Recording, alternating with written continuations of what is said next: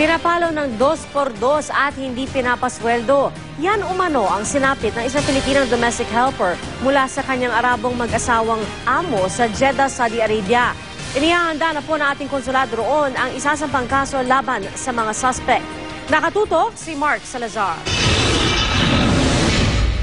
Grabing pagmamalupit ang tiniis ng OFW na si Sonia, hindi niya tunay na pangalan. Nagpapagaling sa ospital si Sonia matapos makatakas sa mag-asawang amo sa Saudi Arabia. Tadtad siya ng sugat at pasa, lalo na ang likod na namamaga dahil sa pambubugbog umano.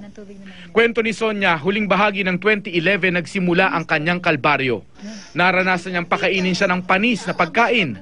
Halinhinang hinahampas ng 2x2 na kahoy ng mag-asawa at iba pang pang-aabuso sa iba't ibang bahagi ng kanyang katawan.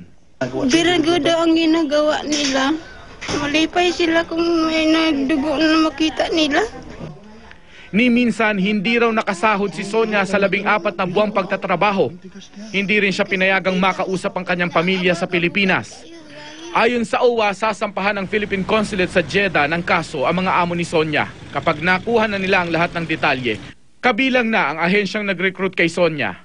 Inaalam din ang address ng employer dahil hindi na ito matandaan ng biktima. Mark Salazar, Nakatutok, 24 Oras. Kaligtasan mo sa